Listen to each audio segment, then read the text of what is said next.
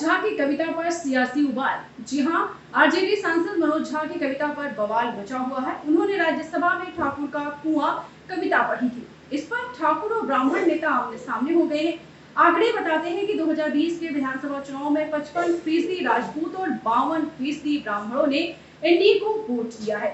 लोकसभा चुनाव में 148 सीट शेष बचे हैं, मगर चुनाव से पहले मुद्दों को मांझा जा रहा है। इसी बीच एक नया मुद्दा उछला है। ये मुद्दा है जाति का, जिसको लेकर ठाकुर और ब्राह्मण नेता आमने सामने हो गए हैं। दरअसल 21 सितंबर को राज्यसभा में आरजेडी के सांसद मनोज झा ने ओम प्रकाश वाल्मीकि की एक कविता पढ़ी थी। जी हाँ, इस कविता का नाम था, आपको बताते चले, ठाकुर का कुआं। जी हाँ, इस कविता का नाम ठाकुर का कुआं था। हालांकि मनोज झा की कविता पढ़ने के हफ्ते भर बाद अब इस मुद्दे पर एक नया रोमांच बन गया है। जी हाँ, एक हफ्ते के बाद अब इस मुद्दे ने नया मोड़ ले लिया है।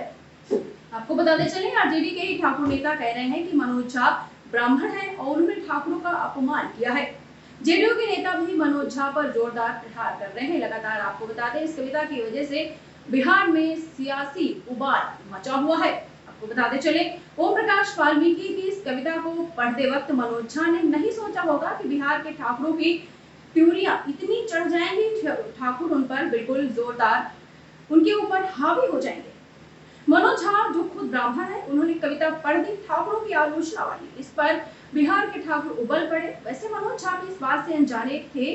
उनको ये नहीं पता था कि बिहार में इतना सियासी उबाल आ जाएगा, सब लोग मेरे विरोध में खड़े हो जाएंगे, उनकी बात का मतलब अलग निकाला जाएगा, ये उनको पता नहीं था और मायने ही बदल दिए जाएंगे। अब मनोज झा खुद अपनी ही पार्टी आरजेडी के नेताओं के निशाने पर हैं। लगातार खुद अपने ही घर में वो आलोचना का शिकार हो रहे हैं।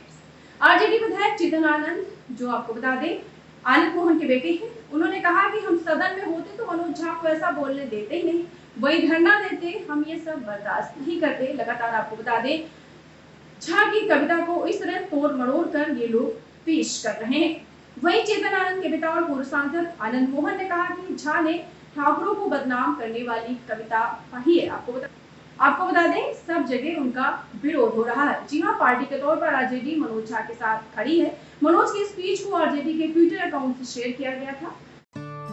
दीक्षांत एडुटेक लाया है दीक्षांत डिजिटल क्लास। दीक्षांत डिजिटल क्लास का उपयोग कर छात्र बना सकते हैं पढ़ाई को बेहद आसान और मजेदार।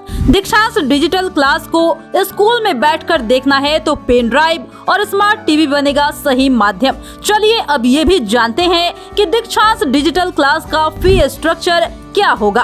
नर्सरी से लेकर यूकेजी के लिए 7,000, नर्सरी से लेकर दूसरी कक्षा के लिए 12,000, नर्सरी से लेकर 5वीं तक के लिए 18,000, नर्सरी से लेकर 8वीं तक के लिए 24,000, नर्सरी से लेकर 10वीं तक के लिए 30,000।